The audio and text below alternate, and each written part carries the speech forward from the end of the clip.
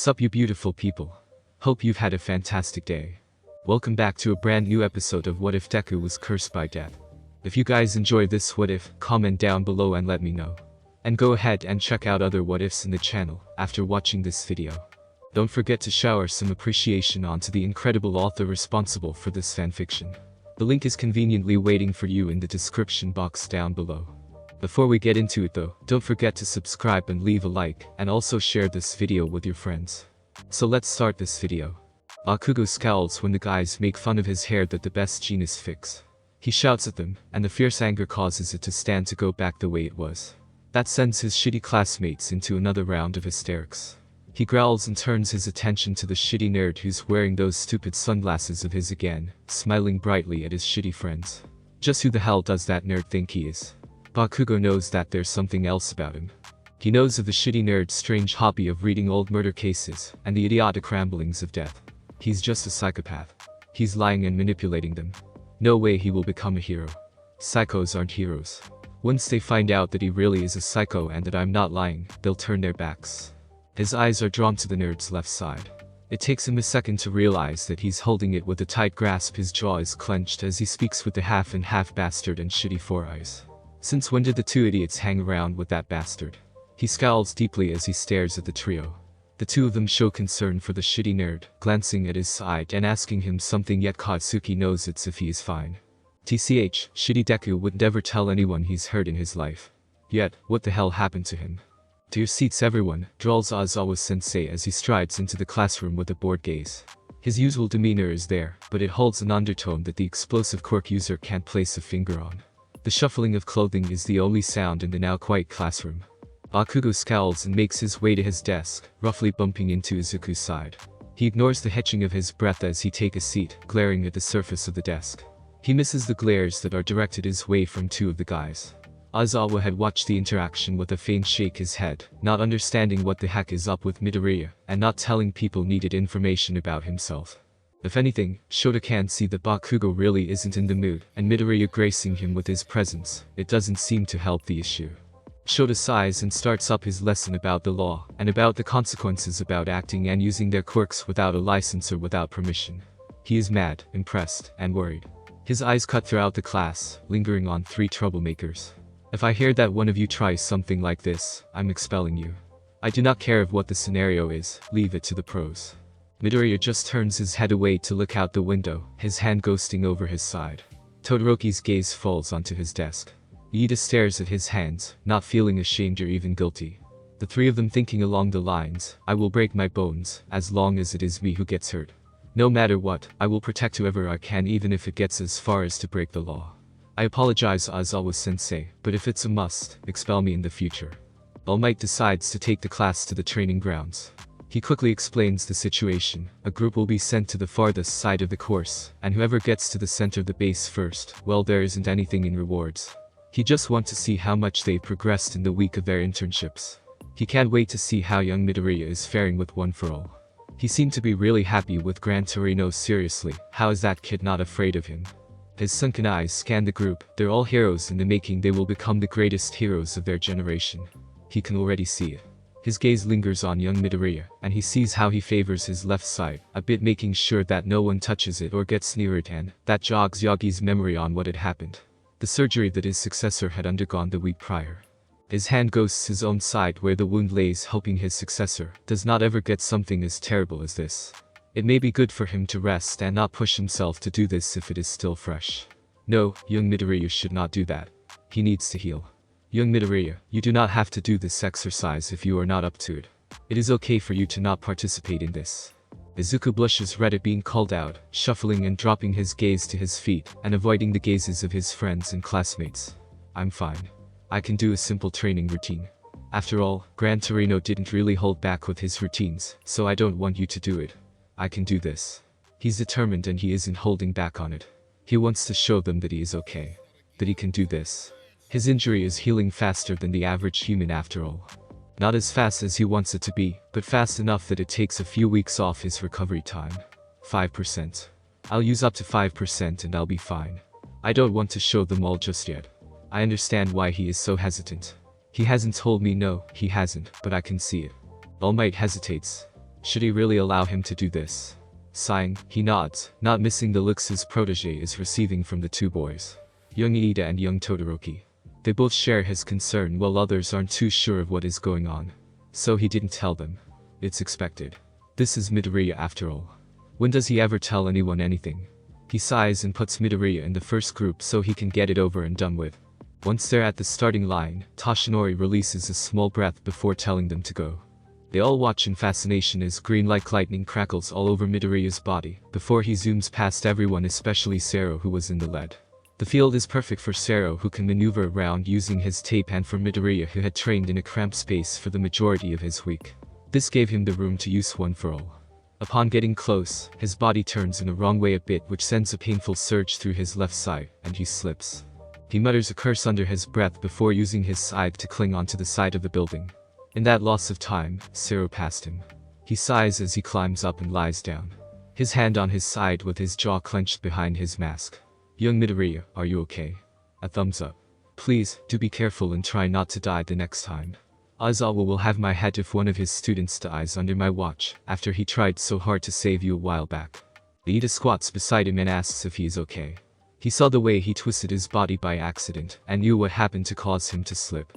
I'm fine. Thanks for checking. I just stretched it a bit, but otherwise I'm fine. If you don't believe me, I'll go to Recovery Girl.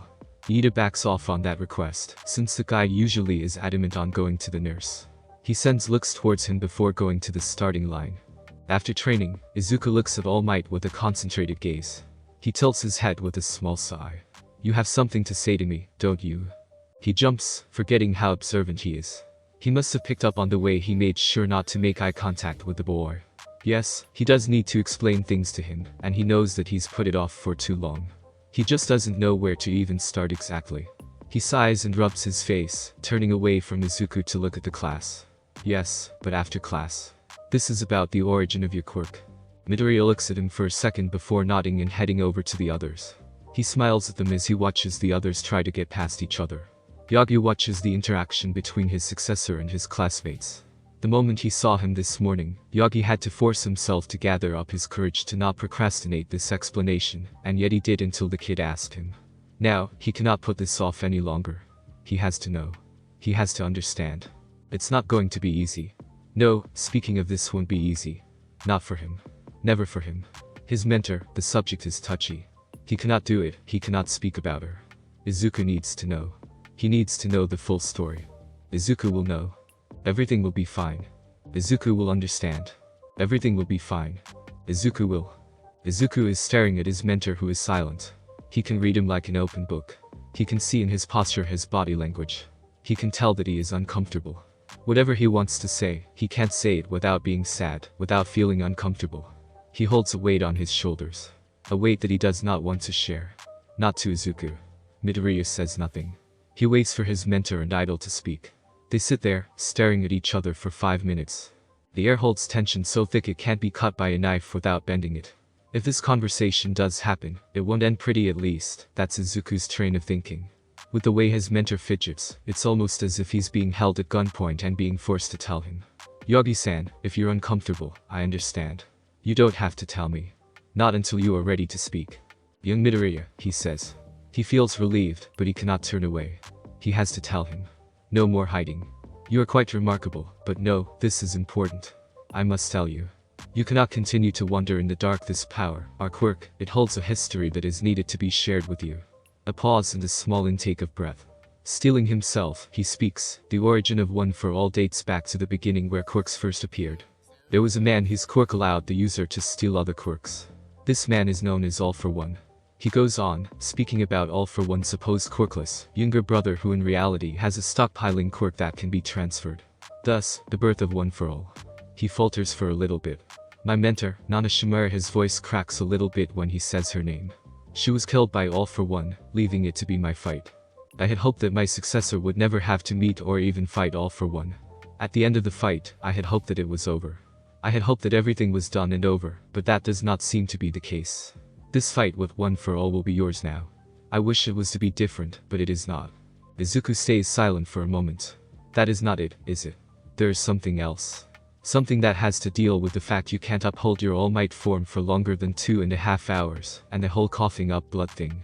The solemn look he receives pulls at his heart. He knows. He should have known. He watches Toshinori's hand move to his left side. He guessed right. During that fight, I suffered an injury. It's irreparable. I've had surgeries upon surgeries but no avail. I know I should have told you from the beginning, but I just never found a way to do so. He sighs, lifting his shirt up to show the twisted flesh that form a terrifying and ugly scar. Toshinori notices the look. In that moment, he understands the look. He knows. How has he known? How did he find out? Did Tsukauchi tell him? No, he wouldn't have. So how? He sighs, deciding to be blunt. The subject relates to death, and with these subjects, he will be blunt. I've known since the day we've met, All Might. He ignores the look of surprise as he continues. The moment you grabbed me to tear my attention away from the corpse, I caught a glimpse. I could feel your dull energy fighting to brighten again to stay bright. I could see the veil of death hangs around you. With each passing month, it gets thicker and more prominent. When you pulled me away from it, I caught a glimpse of something horrible. Young Midoriya. He whispers, face contorting to something akin to fear. What are you talking about? A sad smile crosses his lips, his eyes behind the tinted lenses flicker between green and purple. In a mixture of the two voices, he says, you're dead. Young Midoriya, that you shouldn't say something like that. I know you're going to die. I've known for some time now. I've seen it. I've watched it happen, over and over again. Every time you lay a hand on my bare skin, your dead form fills my vision. He pushes his hair back, taking a small breath. Of course, you're not the first. I've seen people die before they do. That's how I found out what Iida was going to do. He sighs again. That's not all I can do. Gosh, this isn't the best way to have told you. But no. I shouldn't have, and yet I did. That is why I have to tell you. My boy, you're scaring me, he interrupts with a slight tremor in his voice. He shouldn't have what? What is he talking about? He can see people's deaths. That's absurd. He told me he was quirkless. He removes his sunglasses, letting his greener eyes stare into his glowing blue eyes. Slowly, they shift into purple. That causes All Might to lean back for a second, watching as they fade back to their natural color. Death is scary. I know. Gosh, I'm sounding like a complete psychopath. I should have told you from the start and we wouldn't be having this conversation right now. He sighs forlornly, licking his lips. His eyes glitter with unshed tears as his bottom lip starts to quiver. He's vehemently whispering now, I shouldn't have gotten attached. Gosh, I don't know what I'm doing anymore. I should have told you. I'm quirkless kid who wants to be somewhat normal and finally gets a quirk. I just never said that I'm cursed. My eyes to be exact. I can see the Grim Reaper, I cannot die, and most of all, I see dead people. This is not funny. You shouldn't say things like that. Toshinori feels fear creep into his heart as he watches tears slowly leave tracks on Izuku's face. You shouldn't say any of that. I do not even understand what you are talking about. I'm sorry, Yogi-san. I really am sorry. He sniffles. His mind displaying everything. He stares at the ground. It's horrendous.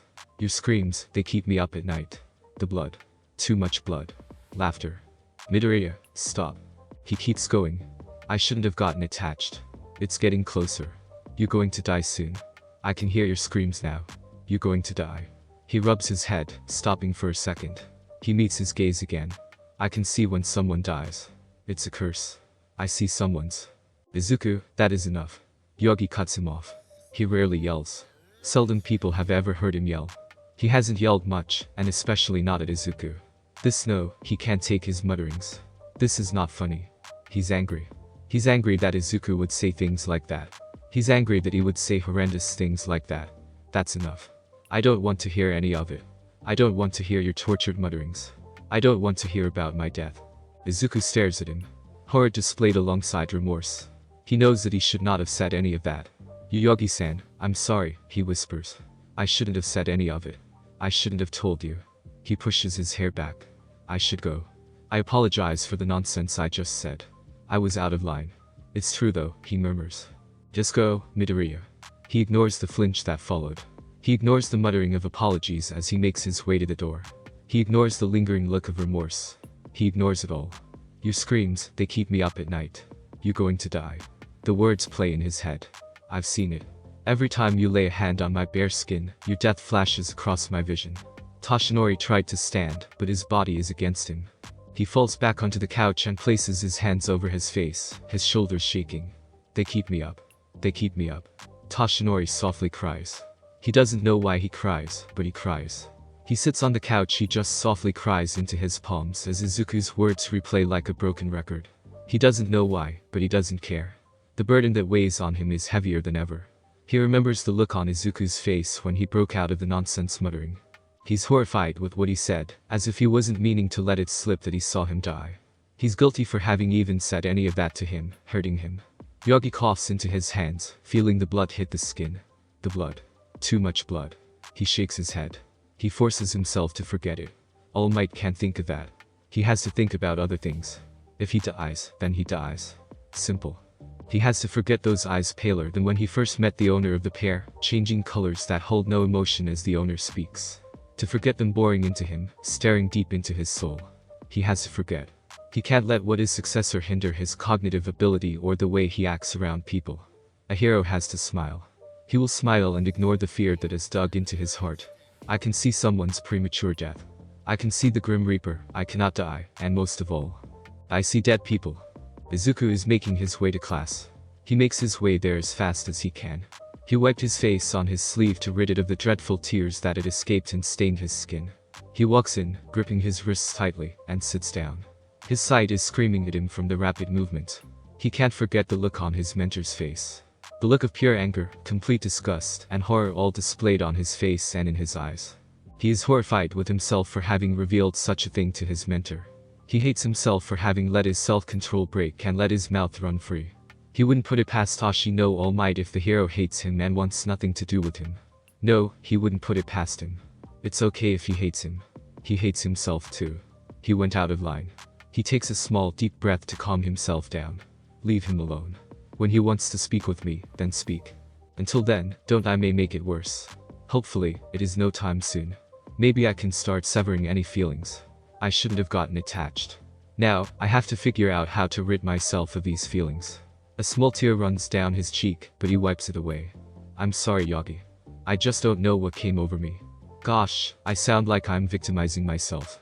Really, the argument happened because of me. I basically provoked it. Yagi's the victim in the argument, not me. I was way out of line. The weekend came and Izuku is not in any mood.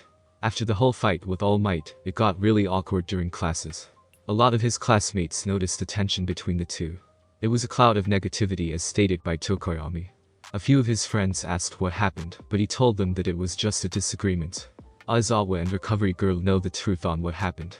He told them that he tried telling him the truth, but a lot of things kept spilling out, things he didn't mean to say. It's like something was forcing him to say those harsh things. Harsh things he didn't want to ever say. Please, do not try to even reason with him. It's okay. If he says something about it, go ahead and speak to him about it, but do not speak a thing to him if he doesn't insinuate the conversation. In all fairness, I did dump a lot of things onto him. He's probably terrified out of his mind. I'm also pretty sure that he thinks I'm some sort of psychopath at the moment, although, I'm not complaining. It's fine though. I'll deal with it when he's ready to talk. No way am I forcing a conversation onto him. Midoriya Izuku is not an idiot. He knows that people wouldn't believe him. He knows that he should not have trusted All Might the first day they met. After all, they've always said, you shouldn't meet your idols, and he should have made sure never to have. It doesn't matter who trusts your word that you can see the things you do, there will always be people who doubt it until you can prove it. For example, Aizawa was one of those. He doubted but at the same time couldn't see a reason why he'd lie. He was a constant war, debating it. That is until Izuku showed him. He did not gouge out his eye this time. No, he simply just drew a death sigil intertwined with a sight sigil on his hand. In turn, he watched as Aizawa's face showed partial of his reaction when he saw the death was there, and spoke to him with their raspy voice. Even so, it was hard for him. He just met the Grim Reaper itself and yet, didn't die. Izuku spoke about the corpses that he's seen, not allowing him to even take part in seeing them. No, he had told him he watched people go mad at seeing them, all because of an eye surgery. Aizawa took part in looking that up, and it turns out that yes, it had happened. Along with a few other things. Being dragged by a corpse when he was around 4 or 5, eyewitness accounts from nurses, a doctor, and his mother. This was only one, not as many from the surgery. After that day, he picked up old habits which include rereading old cases and writing notes on heroes and villains. Basically, it's only on old cases, such as homicides, kidnappings, questionable suicides. It doesn't matter what types, he'll read them and make a few notes on them. Right now, he's reading on about the newest investigation the police has given him clearance to. Apparently, the day before the cops were able to bust a ring of human traffickers, but mostly of children. The fact those types of devils still exist sickens Izuku. He scrunches his nose in disgust and reads the files an officer gave him about the ringleader, an American male named Alex Smith, or commonly known as Joker, named himself after a comic book villain. There isn't much on him, but apparently there may be another leader, who they believe to be a woman. Of course, they are not sure on that. They still haven't been able to crack him. He tosses the files to the side, discarding it for another hour. His mind cannot take reading any more about the sickening people that are alive. Beetle's notes that he placed on the murders were helpful to an extent, not as detailed to helping in capturing the person. Sighing, Midoriya gets up and reviews the pictures that are pinned on the bulletin board. He frowns, thinking. He grabs his phone as he stares at one specific photo. Hey detective, I was reviewing the Crimson murder case. No, I know, but I was wondering about the shoe print you found. The shoe print is only half of the sole. It's almost like they purposely left it there. What about it? Izuku can practically hear the frown as he asks the question. I don't know. I just had the sudden thought that, what if the unsub was wearing heels? You think the killer is female? Yes. Think about it. Female serial killers, they're simple. Their only objective is murder.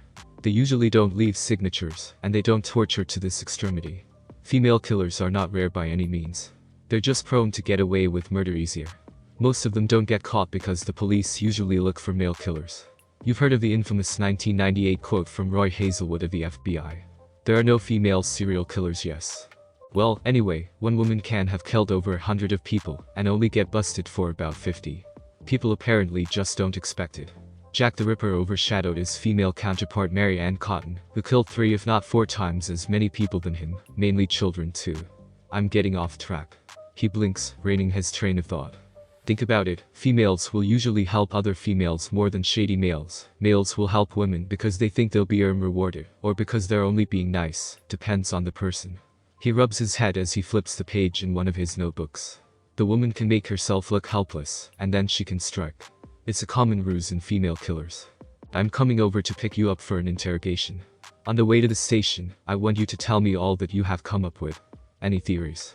I know I told you not to continue with this murder case, but we really need to get this killer off the streets and find Amanda.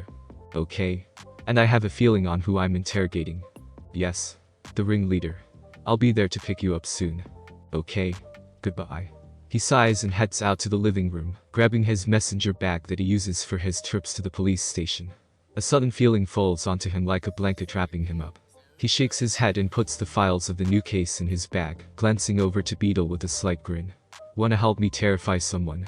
The trafficker? Hell yeah. Beetle's grin is more malicious than the devil's himself. He helps him, grabbing a few things for him. The good thing is that his mom is at work and he can leave to interrogate. So she won't know about this snow. She'll try to stop it if she finds out who he'll be interrogating. He readies his things when he gets the text that says that his ride's here. Beetle helps him lock the place up, and in case he's an idiot and forgets his keys, the ghoul will be there to help him, so he wouldn't have to pick the lock again. As he rubs his head, Izuku gets into the car with Namasa. He starts explaining his theory on the whole female crimson artist. I said to you not long ago that the person who put the note on the desk might have been a cop or someone no one would think twice about, right? Well, what if she made herself look to be someone, maybe a cop, or she's someone's girlfriend and or relative? A ruse that will get people to look away and not give too much thought because of how normal it is. As for her quirk, what if she doesn't have one?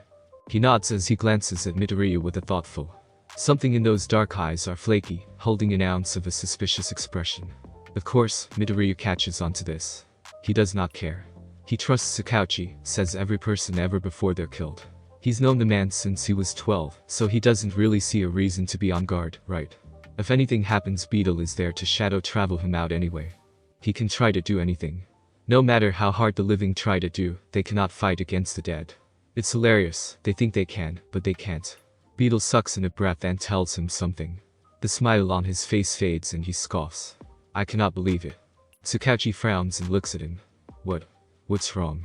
You're a liar. I'm not going to be helping with an interrogation, he whispers. Tears well up in his eyes, his voice trembling. Gosh, I'm an idiot. You'll be interrogating me. I'm the interrogation. You think I'm insane? All Might told you about our conversation, didn't he? You think I'm insane? His eyes narrow, eyebrows furrow as he turns his head to look at him, his voice cracking. Don't you? He sniffs, letting anger take over. I'm not insane. I told All Might the truth. You know, I understand. I get where I went wrong, but I couldn't stop myself. I tried, I wasn't supposed to say anything, yet I did and he saw what happened. But it is the truth, I have watched him die and I am the champion of death itself. Tell me, did your core pick up that truth? He doesn't care if they're still moving. He unlocks the door and unbuckles his seatbelt, seeming to move to jump out of the car, and ignoring the protests from the detective who tries to stop him. Izuku has Beetle help him, and before Tsukauchi can do anything, the human ghoul pulls Izuku into the shadows, taking him home. Tsukauchi pulls over and stares at the spot where Izuku just vanished through. He slams his hand on the wheel, picking up his phone and calls Toshinori. Yeah, he was telling the truth. He's not insane and something has helped him escape. No answer at a small pause. And Toshinori, he doesn't trust us anymore. You should have seen him. The betrayal was clear on his face, but he was telling you the truth. He's the champion of death. Everything he told you that day, it's true. Thank you, Tsukauchi. He sighs, placing a hand on his face. I messed up big time this time. No way will he forgive something like this. Toshinori stares at the paper in front of him. He doesn't know what he's doing anymore. Everything else is just thrown off balance. Now, with the stunt Tsukauchi pulled for him, he may not even want to talk. I'll try to reconcile, but if what you said is true, it'll be hard to talk to him. Good luck. I'll see you later. He replicates Yagi's sigh and places his head on the wheel for a few seconds. Izuku, I am so sorry for my actions, Namasa whispers to himself. Well, do not look at me. This is all your fault. Tsukauchi starts, looking up at the sudden appearance of a man.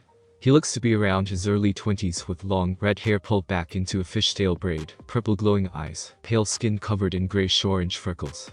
Black webbing like cracks covers the left side of his neck, moving upward over his jaw and onto his cheek just beside the corner of his lips. Oh, come now. You act like you've seen a ghost. Sorry, but I ain't no ghost. I'm what you call a ghoul. I am Izuku's friend. I told him what you were planning. What are you doing here? Tsukauchi asks, reaching for his gun. Why are you here? The grin and the gun is in his hand now. I am here to tell you that you messed up big time. I do not like it when people make my brother cry, when people hurt him. Good job. Be glad he is a strong-willed person, otherwise you'd have a new villain on your hands, and you'd be ripped to shreds. Of course, Izuku is too nice and won't let me have that. So, for this meeting, death is letting you see me for a moment and this moment only. Hurt him again, you'll deal with an early death. I suggest you be more open to the idea, to the fact that the immortal beings of creation welcoming and watch you.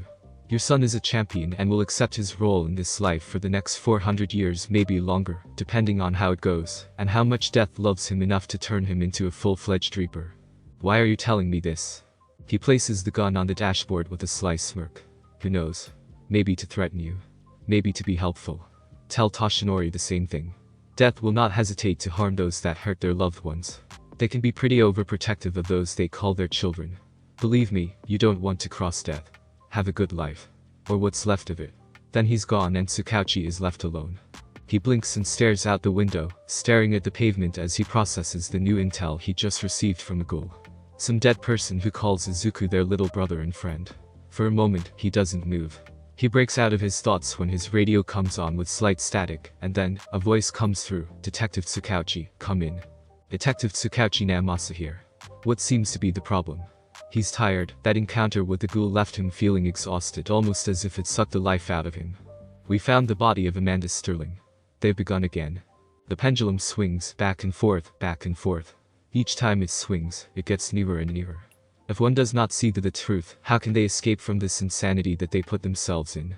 Their anxiety, their fear, how may they get away from it if they do not come to terms with themselves? To say that Tsukauchi is terrified, that's an understatement. Izuku met the killer. Now, the killer is loose once again, slaughtering the recent victim.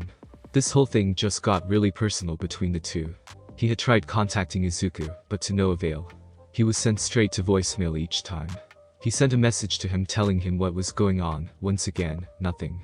The kid just might have turned off his phone or isn't hearing it or blocked him. He takes the last one. Izuku must have blocked him. His phone rings and sighs in relief when he sees the caller ID. You're on your own. I don't think I'll be able to work on the case anymore, no matter what. You have my notes, you have your profile. I'm done. My job is done. You have everything you need now and I have to prepare for my final exam. Call me for the next case. Have a good date, Tsukauchi Namasa. Before he can get a word in, he's left hearing the dial tone. Izuku really is mad, which is understandable. He lied to him and was going to interrogate him to prove that he's sane or insane. Can anyone blame him? He was speaking about things that didn't even seem to be real. The whole untrusting thing is basically a knife to the back. No wonder he's mad. He hoped that someone would believe him, but it didn't matter in the end. No matter, damage is done and he'll have to find a way to fix it. Sighing, he makes his way to the station. Honestly, he has a soft spot for Izuku, and seeing that saddened and betrayed expression on him, it hurt him. He doesn't know how to earn back the trust they had built over the course of 4 years. Tsukauchi goes through the doors, fuming about many things as he goes over to the bulletin board. He starts adding the details that Izuku gave him. Hey, where's the kid that follows you? You mean his son? Jokes a colleague as the playfully elbow Namasa in the arm with a Cheshire grin. The squeak of the mark on the board brings forth a glare from the detective. Oh, don't give me that look, Tsukauchi. We've all seen the way the two of you act together. You two may have known each other for 4 years, him barely even helping with any cases over protective father. You two have a stronger bond than just co-workers. It was bound to happen eventually. After all, a kid like him doesn't come around that often. One of us were bound to adopt him sooner or later. Namasa just shakes his head, pushing his hair back. He is not in the mood to listen to these clowns about that. He's not helping anymore. He's done with this case on my orders, he lies. If they are to find out that he dropped the case, they won't allow him to be on anymore. He's helped enough and we will be giving the killer what she wants. He explains a little more, then he tells them all that he's learned. He watches for their reactions, only a few stood out to him. He quietly promises to keep an eye on them.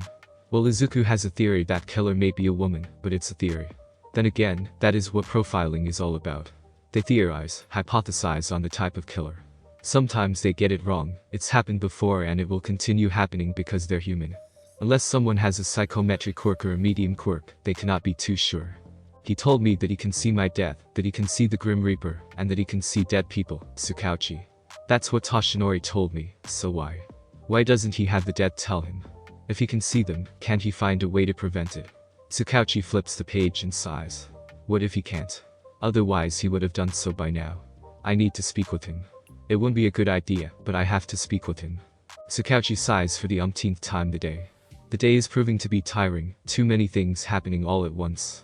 He is having too many problems piling up on him, and it seems to just get worse by the minute. He tells them he'll go check on Midoriya to see how he's taking the news of the murderer being back on the streets. Once clear to go, Tsukauchi leaves. His train of thought is having trouble maintaining on one track. Too many thoughts cloud his mind, and all led right back to the original point before veering off once again. It is too much, too chaotic, and it's giving him a terrible headache. He groans as he glances into his rearview mirror, seeing how close one car is getting. I swear if they don't get off my ass, I'm fucking arresting them. 1 second later. Get off my ass. He should calm down. Most of the time Midoriya would laugh and smile at him to calm him down, while patting his shoulder with a shake of his head. He just enjoys watching his misery and road rage. To annoy a few others, he'd blast the stereo with his music, and roll down the windows for the whole world to hear the screaming music. Fun times. Too bad he probably ruined it. Get off my ass. I swear if you rear-end me, I miss you. Knock knock knock. Tsukauchi is shuffling his weight from foot to foot, listening to the soft sound of footsteps make their way to the door. He wrings his hands, waiting for Izuku to either tell him to leave or invite him in. He just needs an answer. The door opens after a few minutes, a chain keeping it from opening all the way. What do you want, detective? Comes the shaky question. Please tell me he's going to just update one small thing with this new start of homicide and be gone soon. If you're here to investigate or arrest me, you'll need a warrant. No, kid. Please, let me come in. I want to speak with you. I promise, I won't bring up death or anything related to it, but please, just let me apologize for my actions. A small pause, he's contemplating. Maybe he's going to let Tsukauchi in, that he'll be able to right the wrong. Hopefully, he can gain that trust. He waits with bated breath. I want to know something. A soft breath. The feeling of anxiousness holds over him like a pendulum. It sways above him, getting closer and closer, wanting to drop onto him and slice him in half. Anything. If he hesitates. This question is serious and important. Whatever answer Tsukauchi gives him can mean acceptance or rejection. He'll have to choose wisely. As he speaks, he stutters through it nervousness. Tsukauchi is not the only one with a pendulum over his head. With Midoriya, his pendulum has a blade made of anxiety and anger over his head apparently. If you didn't have if your quirk was different, one that you cannot tell if a person's lying if it was different, would you have ever believed me? The woman with long red hair curses to herself. She paces a dark room that's filled with the wonderful aroma of blood. That stupid detective. How dare he? He just ruined everything, and now, he's going to have to pay the price. The cruel smirk comes to her lips as she grabs a knife and carves a small message into the newest victim, laughing and smiling at hearing the screams. The yelling and the crying of the damned, its music a beautiful melody, a symphony that not even the greatest composers of history can ever come up with. The terror, the horror, on their face, is something so indescribable that not even the most talented writers can ever dream up to write about. It's delicious. The chains rattling from the victims struggling enters the cacophony of beauty. Hush hush, we're having fun, don't you think? She asks sweetly at the male who is strapped to a chair. She digs the point of the blade into his cheek, carving pretty designs. She treats her victims like a canvas. She puts in the beauty of a painting on their skin. The red is her paint, and the knife is her brush. A deadly artist indeed. She finds joy in bringing horror upon the world, and maybe one day, she'll be able to bring horror and pain onto that insufferable boy's face. At the mere thought of that insolent boy, she stabs the knife near the man's arm, and embeds it into the wooden arm of the chair. A muffled scream rips from his throat, shuddering in fear. No. He wants to leave. He can't be here. This has to be a nightmare. It just has to be. SHH, it's okay. She slides her long fingernail down the side of his face, caressing his cheek. She licks her lips as she stares at those eyes, white and shiny with unshut tears. Of course, he won't cry. No, she muses, it'll take much more pain for that. Oh, she cannot wait for her little experiment. Everything will be okay. I just need you to be my little messenger. I want the world to know what I can do. I should be feared, not those idiotic villains that are basically dogs chasing their own tails. I'll show them what a wolf can do. The man shakes and cries, trying to activate his quirk, only to find the action futile. She removes the gag and tilts her head to the side, an innocent question displayed in her eyes on her face. What did you do to me? I simply made you better. Quirks are overrated after all. The little drug I gave you, it won't last long. But by then, you'll be too weak to use your little quirk. She chuckles, straightening up. She grabs a syringe, plunging it in after taking precautions of letting out the air. Of course, quirk or no quirk, no one can stop me. She loosens his binds on one arm. While doing this, she continues on her little monologue. No, not even that little teenager, Midoriya Izuku. He will fall by my hand. She sashays out of the room, her hand expertly finding the light switch. She pauses at the door, her gaze set in front of her. I haven't tried this torture yet, surprising since I've had a whole year to. And I can't wait to. I want to know how long you can last in the dark. She walks away, locking the door behind her. After a few minutes, whatever paralysis she put him in wore off. He's running around trying to find a way out but nothing. He's trapped in a dark room, and a psycho bitch is there to torture him at the ready. He needs to get out. He can't be there anymore. He has to escape and alert the police, and so he starts planning. Crimson knows this. She grins to herself.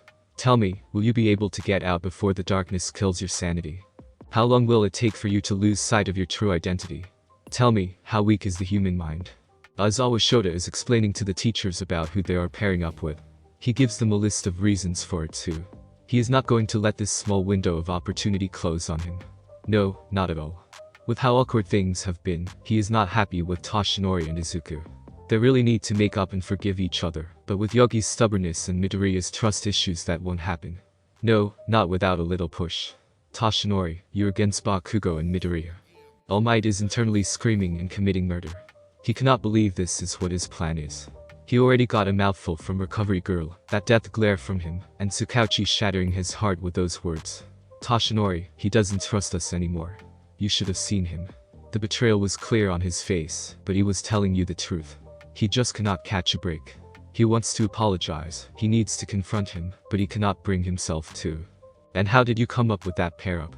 Aizawa grins to hide the grimace that itches to come out. Simple, they don't get along. And you think that's a good idea? Young Bakugo and young Midoriya have a history, one not a good one. You've seen the way he acts around people, but it's worse with young Midoriya. Yes, I know. I hate it as much as you do, and if they don't work together for this, if their relationship doesn't seem to have any way to salvage it, then we will intervene, states Netsu. He's seen the snippets of their interactions. Ever since Midoriya became friends with Todoroki, the interactions between Bakugo and him have become rare. Even so, we cannot let them lose sight of themselves through the next 2 years. It'll be harder for them to become heroes if they do not set aside their differences. Aizawa nods and sends a look at Yagi, a look that tells him they have to speak after this meeting. They agree in not saying anything to the class, letting them figure it out on their own or not at all. Shota is not going to let Toshinori get away with it any longer, and Chiyo is going to help him. Yes, he knows what may be the outcome, but Chiyo is going to go along with it. She usually does with one of his schemes. Once in the infirmary, Recovery Girl is the only one there and they say nothing for a bit. You do know why we paired you up with those two, right? Young back. Yes, because both of them hold a reason that involves you. Bakugo wants to beat you and become number 1. Midoriya is a hero because of your inspiration. But those are not the reasons for it. Recovery Girl glances at Eraserhead. Are you sure? Midoriya told us not to reason with him. It's been over a week and nothing. I understand that Midoriya doesn't want to worsen the situation, but that's not going to happen if he waits for him to speak. He turns towards Toshinori, who sat quiet during the whole ordeal since he was cut off. Look, you cannot tell Midoriya this. Not one word. He has no idea what happened and he couldn't control a word he said to you. He doesn't know, but he can be taken over by the embodiment of death. Some of the things he said to you, death didn't want him saying. He was wanting to tell you the truth, that he's cursed by death. To be death's champion, he murmurs. We know what happened with Tsukauchi. How could you do that to him? He trusted you, Toshinori. The disappointment in Chiyo's voice is pronounced. She shakes her head with a sigh. We can't really be too hard with you. You basically reacted the same way we would have if he never had proved it to us. Yogi sighs, rubbing his hands together. I know I went over the line and I know it's going to bite me in the rear end, but I freaked out. I couldn't wait for him to explain. I should have let him, but I guess you're right. This should be a good idea, but I don't know how he'll react. I know I hurt him. He hurt you too. Yes, but he didn't mean to, he defends Midoriya, drawing an exasperated eye roll from Shota. He ignores the mutter that compares the two one for all wielders. And you didn't mean to either, counters Shota. Just be careful and watch your wording after the exam. In the infirmary I know that he will be there, the kid won't stop getting hurt, you will speak with him. Okay, he murmurs. He knows that they're trying to help, the teachers just find the tension awkward, and the two really need to sort out their problem, and if this is the best idea they can come up with, he doesn't blame them. Pathetic. You can't even talk to your successor without help. What type of mentor are you? What type of hero runs from their problems? Okay, I'll try. The final exams comes quicker than anyone anticipated. Midoriya is not too worried about the academic part of the exams. Well, 2 of his classmates are. Smiling at his classmates, Ashido and Kaminari, he tells them that they really need to study. I understand that it's not fun, but really, you need to at least study for a little bit at a time. It's really helpful, Ashido, Kaminari, let's do our best. He chuckles as he sits down behind Bakugo, ignoring his little outbursts. He listens to Rozu suggesting that she can help them with academics. The look on her face when they agree is precious. He assumes that she did not expect that from them. Todoroki, how do you think you'll do? I'll be fine with this part, he answers, sitting on the top of the desk. He ignores Iida, who is chastising him for sitting on it. No use, leaving them to acknowledge the small sigh of defeat. I'm more worried about the practical part of the exam. Araka comes over with a Cheshire grin on her face. Todoroki gives her a small wave as a greeting, a twitch of the corner of his lip is enough of a smile for them. So, Midoriya, what have you found out about the practical exam? What? Do you think just because I have access to the teacher's lounge, I know what the practical exam may be? A few seconds pass with unimpressed looks from his friends. Yeah, I'm not convincing myself either. Okay, he sighs, putting on his sunglasses and playing with the side of them. In truth, I couldn't find out anything, I'm sorry about that. As always, Sensei would glare at me every time I had tried to find out. I actually almost got Present Mick to break and tell me so close to, and then he walked in and dragged him out, as if he knew what I was doing. Midnight Sensei recorded the whole thing, so you should ask her for the video if Aizawa Sensei hasn't deleted it yet. Beetle had tried to sneak into the teacher's lounge, and to make sure that that was what the practical exam will be, but Aizawa would always give Midoriya a look. He's not to even think about doing what he's planning on doing. He makes sure that Beetle doesn't do it, especially since he doesn't need people questioning Aizawa's sanity when he starts carrying salt with him. Note. In theory, salt can ward off demons and ghosts, not ghouls, that is silver. No, he won't let that happen at all. He should also tell him about that, but he decides to wait. Aizawa Sensei and Recovery Girl, those two will protect his secrets, so he'll protect them. Ashido, who overheard, laughs loudly and wiping her eyes. I can see that happen. Why is that so true? She says through laughter. She calms down enough to speak coherently, giggling a little bit. Okay, so Aizawa-sensei kept you from finding out. What about All Might-sensei? Surely you could have found out something through him. I mean, you're practically his favorite. Noises of agreement come from the other students, who are eavesdropping in on their conversation. Midoriya shrugs, trying to not let his smile fall. He really does not want to speak about All Might. So, he laughs the comment off with a shake of his head. Yeah, I'm not his favorite, nowhere near his favorite. I mean, I'm surprised myself that my adorableness did not work on him, but hey, I can't expect it to work every single time, can I? Although, word on the street says that Tokoyami is actually his favorite. I am? The surprise on his face is in between adorable and comical. Are you sure, or are you just saying that?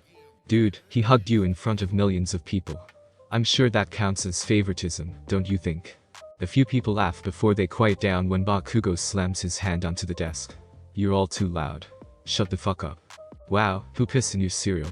Kaminari jokes from his seat, earning a harsh glare from the blonde. Geez, you need to calm down. Koch-chan. Calm. Those two words don't go together. They never went together. Mad, anger, and rage are the only emotions he has. Mad is the calmest you'll ever get. Shut the hell up, Deku. He growls, standing with his hands crackling with explosions. Or what? You'll burn me. Tried that and Aizawa-sensei won't let it slide. I'm not scared of you, Koch-chan. If that's what you're thinking, yeah, never gonna happen. The two hold a glare battle and for once Izuku is not backing down. Iida and Todoroki glance at each other with uncertain expressions should they defuse the situation. While Uraraka is smiling widely like a proud sister watching her brother stand up for himself, but at the same time, she's worried for Izuku. She doesn't want him to get hurt because of Bakugo's short temper. Uraraka places a hand on both of their shoulders. In that moment, she's glared at but Bakugo huffs and sits down with no further threats. Izuku blinks widely at her, his sunglasses slip down the bridge of his nose, before sighing and slumping down. They're sitting at their usual table trying to determine what the practical part of the exam will be. It's a small conversation that is crashed by a 1B kid known as Manama. He hits Midoriya upside the head with his elbow. Oops, sorry, my tray doesn't know how to maneuver around your big head. He grins. Creep, think many of them. I hear you guys ran into the hero killer. I guess the sports festival wasn't enough. You just keep getting into. He's cut off by the sudden pain in his foot. Midoriya accidentally stepped on him. Sorry, my foot doesn't know that it's a bad thing to hurt people, he kindly states, placing his sunglasses on his head like a headband. Look, you don't know what happened that day, so how about instead of being petty and breathing down our necks, you were to show us up. If you have time to be harassing us with your petty grudge, then you haven't been training enough. Kendo, a girl that Yorozu interned with, comes up and looks at Manama, itching to hit him. Is everything okay? He's not bothering you, right? No, it's okay. He just tripped on accident, don't worry. Midoriya smiles at her brightly. I'm Midoriya Izuku. Kendo Itsuka. Nice to meet you, Midoriya. She smiles happily, glancing at Yorozu. Hey Rozu.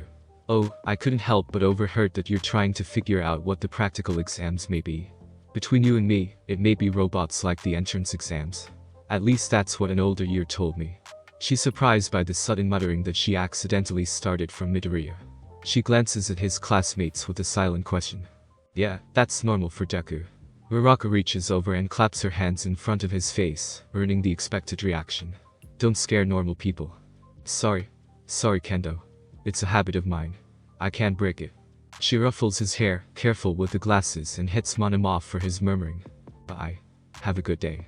She starts chastising her classmate for his petty anger against the hero class. Back in class, Kaminari and Ashido are celebrating since they can beat the robots. They were worried for nothing. Shoji tells them that they may need to dial their quirks back on humans, something that Midoriya needs to too, but he's retained some control. Bakugo just has to go and ruin the mood by being his usual self and challenge everyone. His eyes are set on Deku. That shitty nerd who gets in his way and stole his movements. Deku tunes him out, glancing to the side. Pissing me off with all these stunts. He's mad for the other day. Oh? Kill you dead. He points at Todoroki. You too, Todoroki. What did I do? Is he still mad over the festival? Wow, he holds a grudge. I mean, I have my reasons for holding a grudge, but over the sports festival. Really? Midoriya watches him walk away, rubbing his wrist. He's gone. Oh, what did he say exactly? I tuned it out since I've heard his rants so often than not that they get boring and repetitive. Is it uneasiness or is that sheer hatred? Inquires Tokoyami. Sheer hatred, answers Izuku. He waves it off. It's fine. He just needs to get at the back of the line. Too many people hate me already. It gets old fast. Anyway, anyone free to go for ice cream and study a bit? Araka and Tsuyu are the only ones who do. Izuku promises to go with Tsuyu and pick up her siblings and take care of them. He doesn't mind it at all, he likes children to an extent. Practical exams. So, Deku, what do you think? She taps his forehead with a smile. I mean, use that analytical mind of yours and come up with a plan that may happen here. Wait, but we're going against robots. He blinks again for a moment, his eyes behind the lenses, glancing to the side where Beetle leans against the wall watching the whole ordeal. A shrug. He hums for a second before answering, yeah, but I believe that may be too easy. I had a thought, never mind, it may be good not to cause any of you to worry. It's just a thought. No, it's not just a thought. You actually make a good point. Robots or no, we're still going to pass, we'll do our best. She's right, Midori, says Yuirozu. She rests her chin on her interlocked hands. I mean, it makes sense. It's best you tell us your hypothesis. Well, every single point of this exam, there's a purpose and our teachers know it will be difficult for us to study for it. Which is why they are keeping the information of it from us. We have to be prepared for anything, so who knows? It may not be robots at the end of it all. Just because one person says one thing, what makes it to be true? I tried to find out if the exam does deal with robots, but a few students changed the story and said different things. Whatever it may deal with, Aizawa-sensei should tell us today anyway. You're somewhat right, Midoriya. At the voice, everyone got to their seats. Really, you should learn how to read people better. Most of the reason why it was never announced was because of you. You know the teachers too well, you would have helped everyone to learn of our weaknesses. He ignores the nervous laughter from the anxious student and the looks thrown at Midoriya. Now, everyone, get suited up and meet at the practice grounds. As they change, Kaminari is picking fun at Izuku. So what is this about you knowing the teacher's weaknesses? Can you tell us? I can, he says, seeing the hope in a few of their eyes. He crushes it. But I won't. You'll have to find that out on your own. Or you can take away those shitty notebooks of his, grumbles Bakugo. You mean the ones I have coded? Yeah, unless you know my code, you won't be able to read it. Have fun though, that's if you steal it and that won't ever happen. He gives them a bittersweet smile. That turns deadly when he hears Minetta's words. I'll assure you that if I'm ever to have pictures of a body, it'll be a cold, lifeless, and rotting body. He reaches over and places a light hand on his shoulder with a sweet and innocent smile crossing his face. You don't want that, do you? I have a lot of blackmail on you, you know. Minetta sweats profusely before rushing out of the room. A few of their classmates, Bakugo especially, follow him out in a calmer manner, heading to meet up with Aizawa-sensei. Iida and Todoroki stay. Iida staring at his friend with shock. It is unbecoming of a hero to threaten and blackmail, Midoriya. I know Iida, but it's fun to see the terror on his face. I'm not kidding on the blackmail, either. I know a lot about him, it's not too hard to find out things about him, of course. I'll never let any of that out, I'm not that terrible of a person. But hey, he should learn to stop being a pervert, otherwise it will bite him in the butt one day. Ugh, knowing so much on people sucks, I get headaches and I'm embarrassed for them. He sighs, rubbing his nape. I was hoping that Aizawa-sensei would have dealt with the whole thing, but apparently all he does is barely chastise him. Oh well, one day he'll mess up and I'm hoping he gets what's coming to him. Come on, the teachers must be waiting. Tokoyami keeps glancing at the small greenette who wears the mask of a human skull. The smile on it is creepy and extremely realistic, almost as if half of Midoriya's skin has been ripped off to show the bone smile underneath.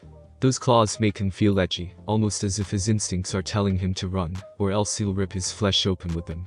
He ignores the feeling and listens to the teachers. The Dark Shadow Quirk user glances over to his partner, Tsuyu. He's spoken to her rarely, but even then it isn't enough to know much about her. Tokoyami sends a smile at the girl who gives a small wave to both him and Dark Shadow. So, what'll be the plan, Fumi? You and the girl seem to have nothing in common. Shush, Dark Shadow, he whispers. We'll speak about it with her. You need to have patience. Hey, Tokoyami, Tsu. Calls Midoriya with a wave and a wide smile. He walks over, the mask hitting his chest with every step he takes. Good luck with ectoplasm. He's a tough opponent, but you two will make a great team. You already know how we can use our quirks against him, haven't you? Asui states, her expression showing that she knows. Yes, but there are many different ways for to use them. Believe it or not, you two can be quite compatible. Anyway, good luck. I think we should be saying that to you, Midori. Are you sure you will be okay with Bakugo? A reassuring smile crosses his lips. I'm not sure, but hey, I should have seen this coming. Thanks for the concern, Toko. I'll see you too soon. Oh, and I have faith in you too. You're certainly going to pass. Tokoyami watches him leave, glancing over at Dark Shadow, who is waving at Midoriya. Don't you think the darkness will like to have him, Fumi? Not really. No. He's more of a child of the light. Thank you so much for joining me on this incredible journey today. I hope you enjoyed exploring the fascinating what-if scenario of Deku. The possibilities were truly mind-blowing. If you found this video entertaining, don't forget to give it a thumbs up, share it with your friends, and subscribe to the channel. Your support means the world to me and inspires me to bring you more captivating content in the future. Stay tuned for more exciting what-if stories and other amazing videos coming your way. Until next time, take care, stay curious.